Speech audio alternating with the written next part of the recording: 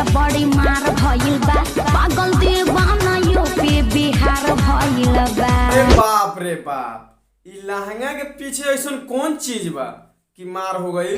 हमरा तो लागत था कि कोनो के साढ़ निकल के एकरा लहंगवे में घुस गइल बा आ वही में नागिन डांस करता, तो अबे सारा लोग दीवाना भइल बा।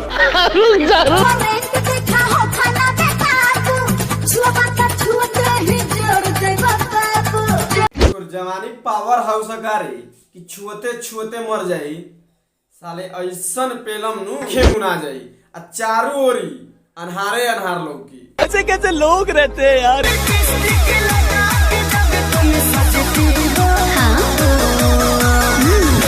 बाल का लंड लागता रू ना भाई लोग।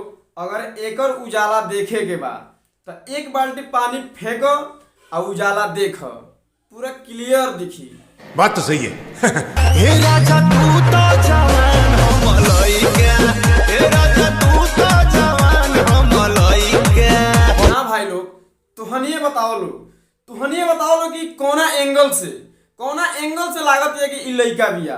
हमरा तो लइका नहीं लागत, ई तो चार लइका के माई लागतिया। ई कहतिया कि लइका बानी, अब भी एकरा मिल जाई तो खड़े खड़े घोट जाई।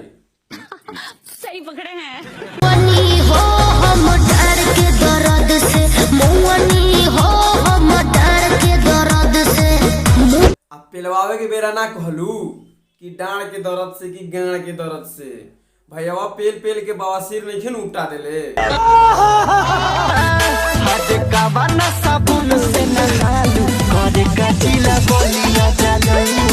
हम बताओ तनी भाई लोग, ई कौन साबुन से नहाले आ पेलवावे खातिर बलिया जाले आ टाइम देके नु नहाए आवेले आ फिर पेलवावे। जैसे मन कर ले लो हमरा के तू सुना सवरिया हो, लड़ा ला जैसे मन करी वैसे ले ली। तो सुन, हम निहुरा के ले आ वैसन पेलम नु कि लाड़े पर चिरिक देबू। हमरा फसावल माल पर जे केहू ताकी ओकरा देही में पिलुआ पर जाई पक्का। हार बहिन चोदो, हमार लाड़ में पिलवा ना पड़ी। ई कौन गाना है सरवा? ई तो रंडी बिया, कहीं पेलवा लेतिया। बात तो सही है। हवा का केला को पसीना से सटेला, आरे से जे पा उड़ाई देला रोजे गरेदा। आए भौजी, हऊ ना काटेला, हऊ निचुआ के रहेला जवन बू बू तिलवा जैसा ना रहेला ना भाई लोग। जौन हिसाब से भौजी कहतिया नु, हमरा लागत है कि एकर समनवा साला काट लेत हुई। ऐसे कैसे लोग रहते हैं।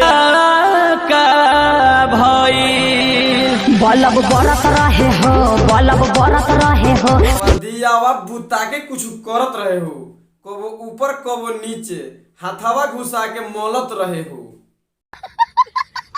तो भाई आज के बकचोदी तो मिला जाए फिर हमनी के अगला वीडियो में। अगर वीडियो अच्छा लागल हुई तो लाइक जरूर करिए लोग, अगर अच्छा ना लागल हुई तो कमेंट करके जरूर बताइए लोग। तब तक ला बाय।